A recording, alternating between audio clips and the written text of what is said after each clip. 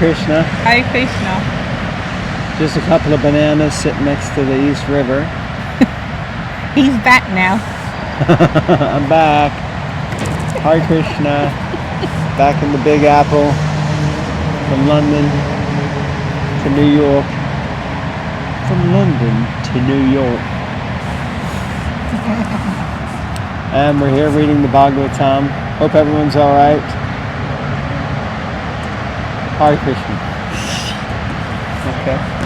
Canto 4, chapter 17, text 19. Om Namo Bhagavate Vasudevaya. Om Namo Bhagavate Vasudevaya. Om Namo Bhagavate Vasudevaya. Text 19. The cow-shaped earth continued to appeal to the king. I am very poor and have not committed any sinful activities. I do not know why you want to kill me. Since you are supposed to be the knower of all religious principles, why are you so envious of me? And why are you so anxious to kill a woman? The earth appealed to the king in two ways. A king who knows religious principles cannot kill anyone who has not committed sinful activities. Apart from this, a woman is not meant to be killed, even if she does commit some sinful activities. Since the earth was innocent and was also a woman, the king should not kill her.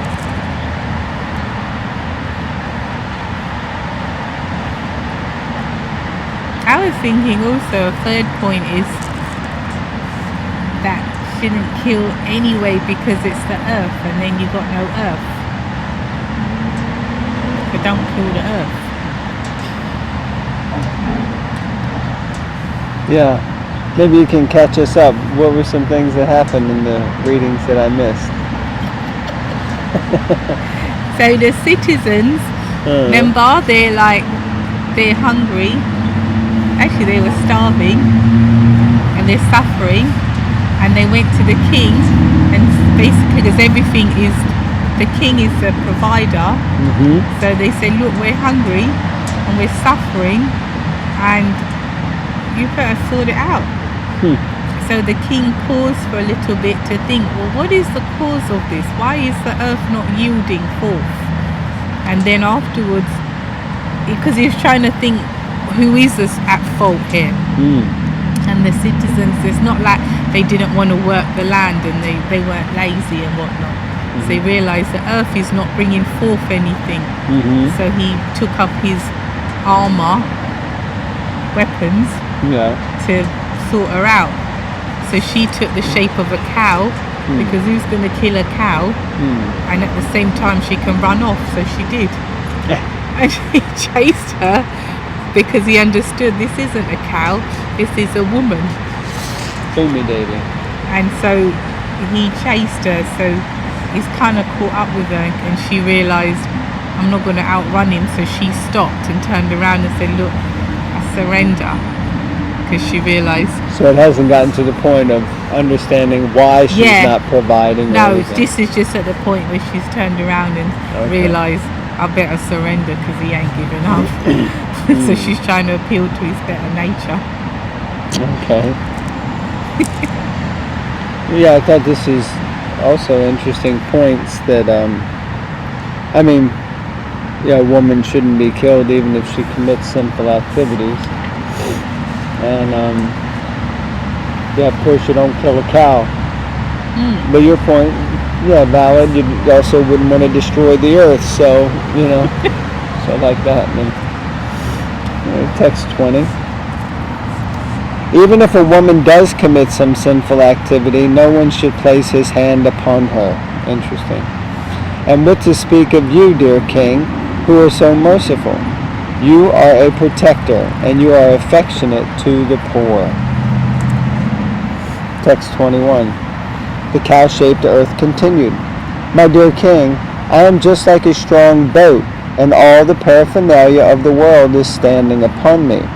If you break me to pieces, how can you protect yourself and your subjects from drowning?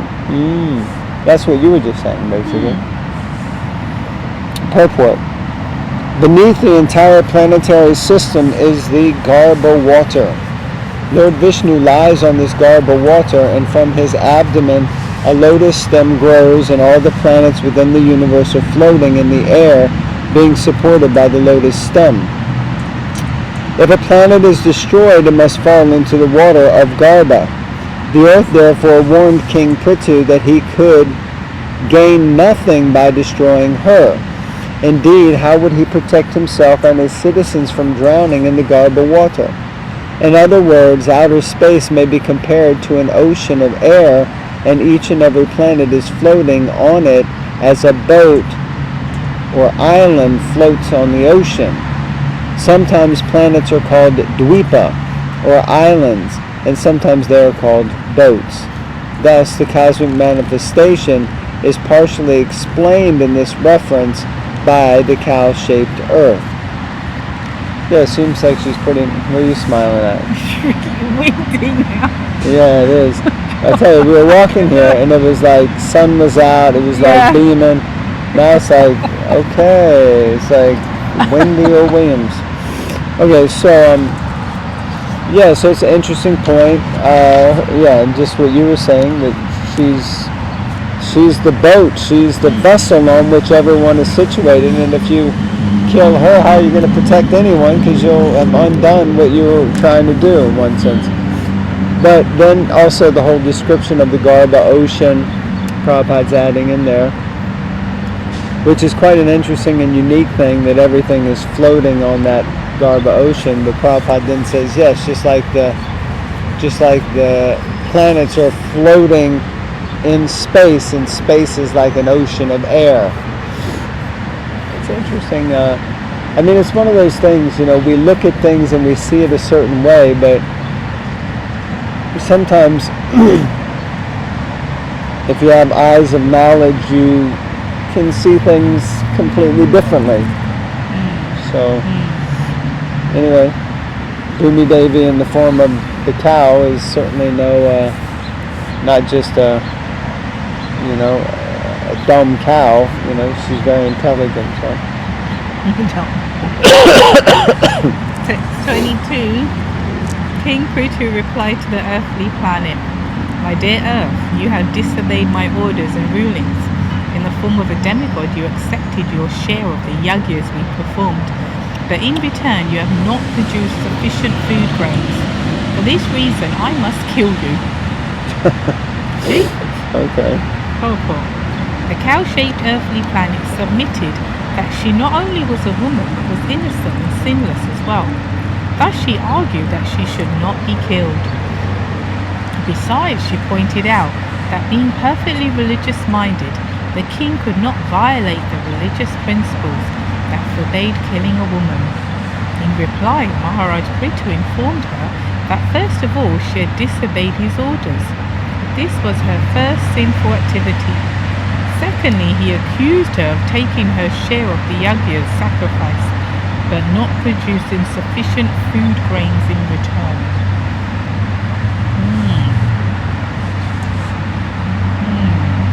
Interesting.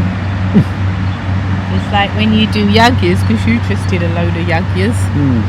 It's interesting. It's like it's a transaction almost, isn't it? So things are put into the fire, but then things are expected out of the fire. Yeah, something is expected in return. It's a sacrifice, but not like necessarily a selfless one. Yeah. I must confess, this verse and purports, they seem to be, of course there are many apparent contradictions, but it seems like it's saying you can't kill a woman, you can't, even if she is sinful, and you can't kill a cow. But meanwhile, Prithu Maharaj is saying, well, you didn't offer me you took the offerings of the yagya, but you didn't do anything in return. and you're disobeying me because I'm telling you to do it. So basically, these two things means you're sinful, and I'm going to kill you. It's a little bit like, what's up with that? But let's read on and see. It's 23, right? Yeah. Although you are eating green grass every day, you are not filling your milk bags so we can utilize your milk. Since you are willfully committing offenses, it cannot be said that you are not punishable due to your assuming the form of a cow. Purport. A cow eats green grasses in the pasture and fills her milk bag with sufficient milk so that the cow herdsman can milk her. Yajnas, sacrifices, are performed to produce sufficient clouds that will pour water over the earth. The word payaha can refer both to milk and to water. As one of the demigods, the earthly planet was taking her share in the yajnas. That is, she was eating green grass. But in return, she was not producing sufficient food grains. That is, she was not filling her milk bag. Prithu Maharaj was therefore justified in threatening to punish her for her offense. Oh my Lord. Shirade. Yeah, so seems that you can be justified for killing a woman and a cow if they don't listen to you. So you better pay attention. Yeah. Interesting dialogue, interesting purports. Can you go on? Yeah, we'll read 24.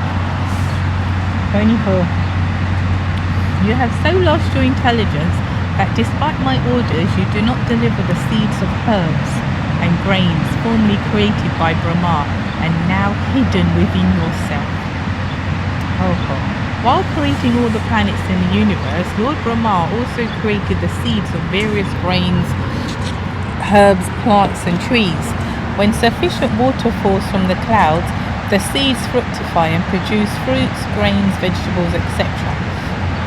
By his example, Prithu Maharaj indicates that whenever there is a scarcity in food production, the head of the government should take steps to see why production is being held up and what should be done to rectify the situation.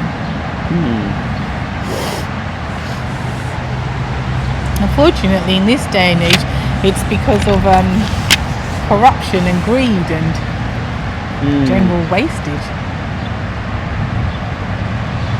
They stop farmers from producing more grains because they stockpile it and they drive up the price, and they do. Otherwise, easily America could produce enough agricultural product that no one would have to pay anything. We have to pay a pittance at the supermarket.